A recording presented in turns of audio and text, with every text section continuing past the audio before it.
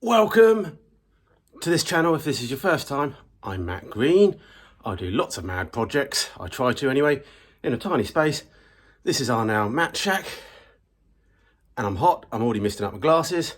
And this is a BMW Mini R52 or something, maybe. It's not a Cooper S, it's not a 53. But it's not an early one. But anyway, it's an R something. Early one. 2004, something like that. And we're going to modify it. Make it into a sleeper. Come and join me.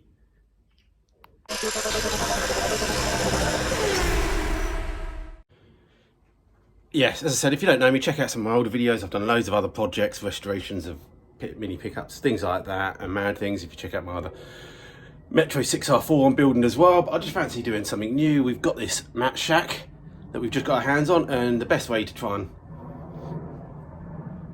keep it is to do a brand new project, and that's what we're doing. So, got a Mini Cooper. We're going to engine swap it and keep it a sleeper. What engine? Well, I shall show you in a minute. This is the beast. 2.7 litre V6 bi-turbo Audi engine. Yep. Ignore all the farm mess around me. We've got loads of other parts that we're going to talk about those later, but this is the engine. Hell of a lot of wiring. At the moment, it's running it came out of an A6, I think. Running a Quattro automatic gearbox. We're going to bin that. We'll show you in a minute.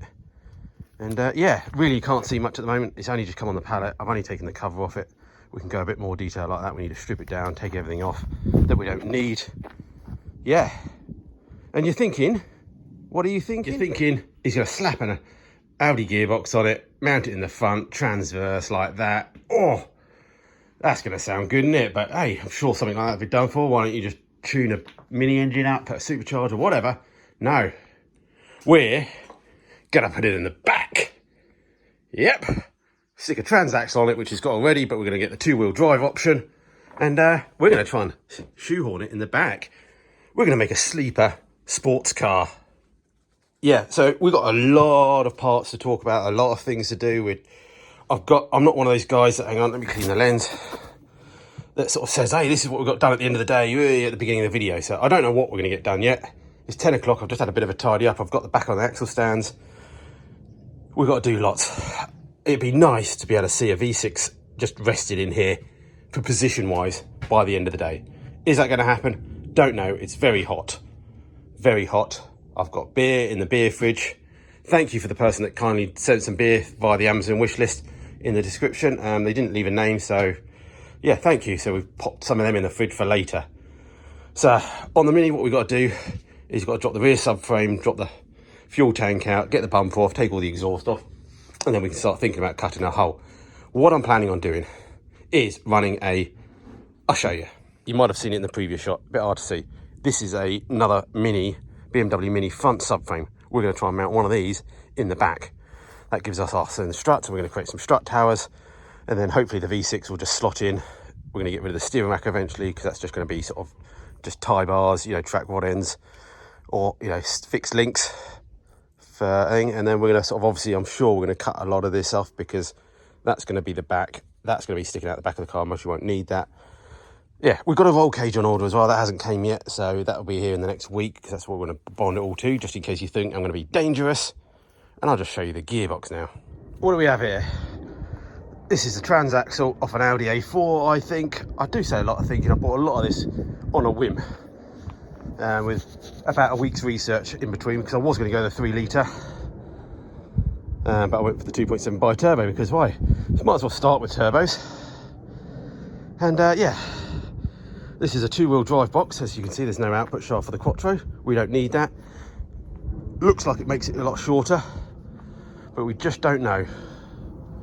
What we could do is do a quick measurement of the gearbox and the engine, give a rough idea, and a quick measurement of the car, and to see, or we could just leave it as a surprise. Well, I've just measured, and it's about 40 inches, I think. It's very hard to actually see the gearbox. Yeah. But I'll tell you what, I'm liking that. So that's still good 5-6 inches away from the seat. I moved the seat the other day to be sort of like the furthest forward I could sit comfortably. And then, yeah, because if we look there, that's 40 inches, but actually we've got a good, another 4 or 5 inches behind the bumper. God knows what's there, but this could work, guys, this could work. And girls, if there's any girls watching, give me a thumbs up. If you're new to this as well, people will be leaving comments about what they had for dinner, so that's the thing we do. So just let us know what you had for dinner. I'm not quite sure what I'm doing tonight, but it could be just a sandwich and a meal deal, because me and the missus are off out. First thing I think we need to do, we've got loads of things that we need to do first. We've got to strip the engine, we've got to put the new gearbox on it and see if it even fits. I don't even got a clue. I sort of just guessed and read a lot that early gearbox fit. Anyway, forget that. And we've also got to drop this subframe and drop the fuel tank because it's not needed. It's in the way. And yeah, I watched a few YouTube videos. You get a buzz gun and drop things off. We're going to get a reciprocating saw on the exhaust. I've got some axle stands underneath. I'm going to pop these tyres underneath as well, just to be on a doubly safe. And go for there. Once we get all the thing out, back out, we'll try and level it off and actually get it properly level and stuff like that, so we know what we're doing when we actually mount stuff. But for today, we're not mounting nothing.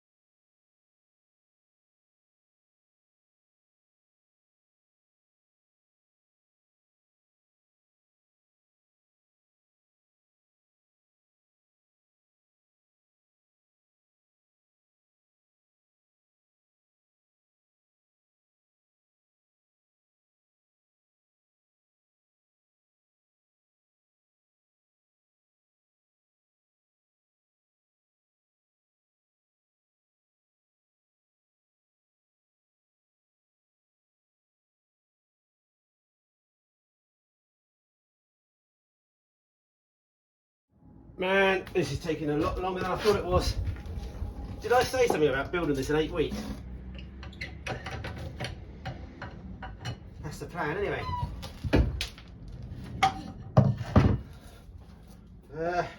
Come on. I've undone the handbrake cable, but I think we need to do a little bit more. It's nearly out. Nearly out. Okay, I didn't really get annoyed with the handbrake cables. Cut them. I didn't do that, honest.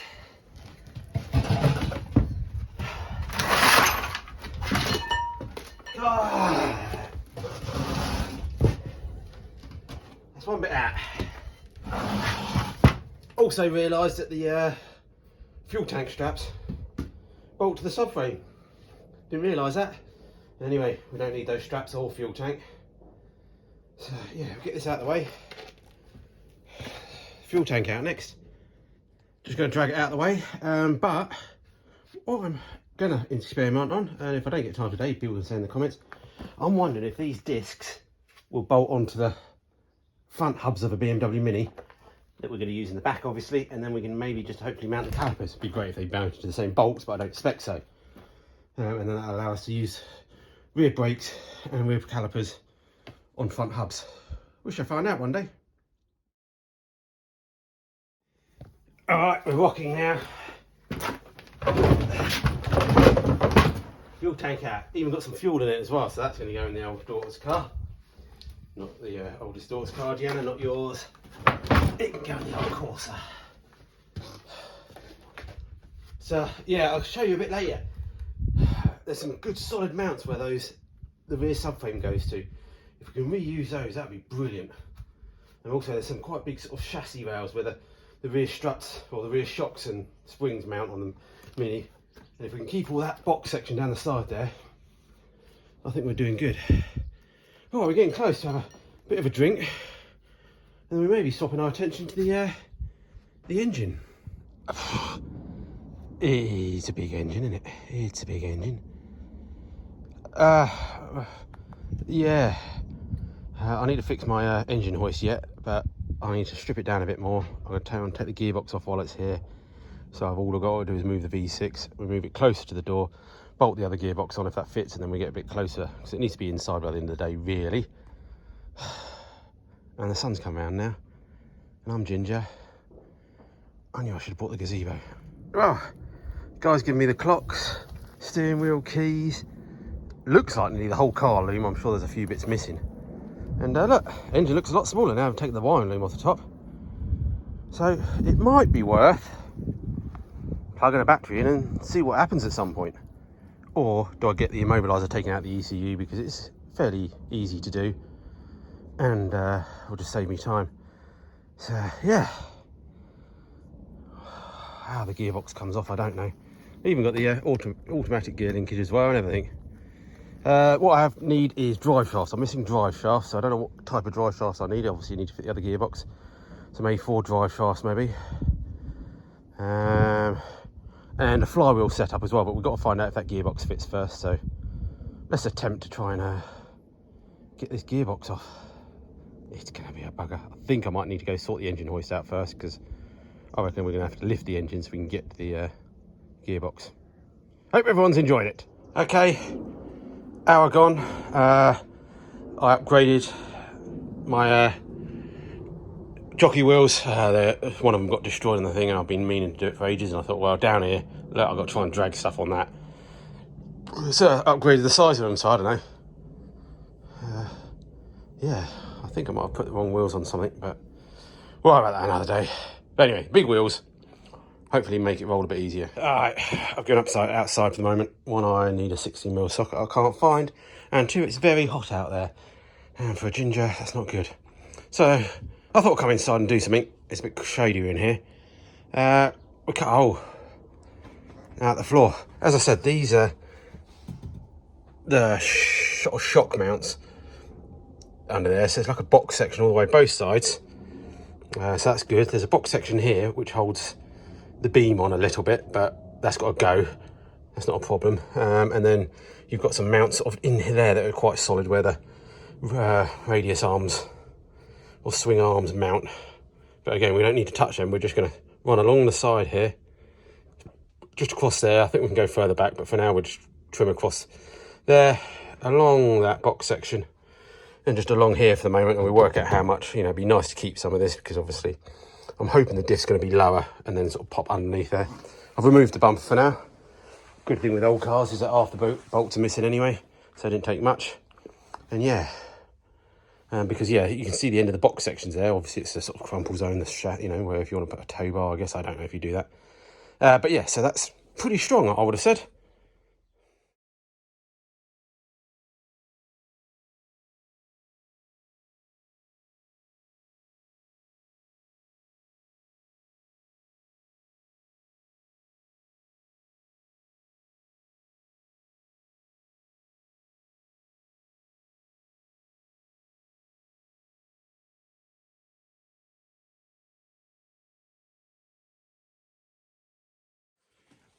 Well, I'm nearly there. I only had one getting blow off a saw blade, so it's getting a bit. They start getting a bit hot and bent, and oh, I can't even get my legs up here. I'm just thinking a bit of brute force. Oh, yeah.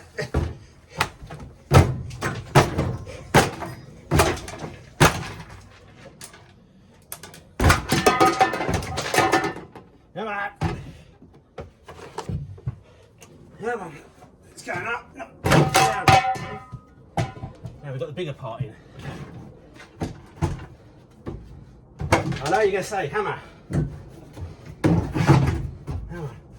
Come on. Yeah. Come on. Come on.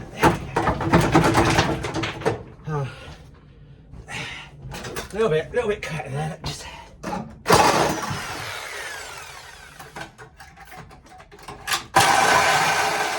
Put your headphones off.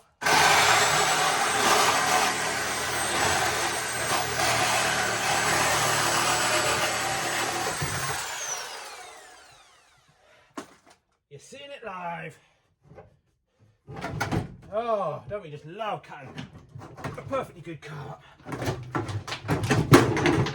Yeah.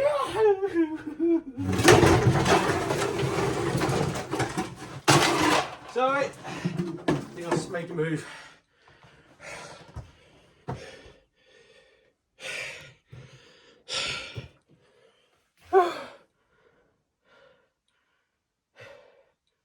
Nothing to say at the moment.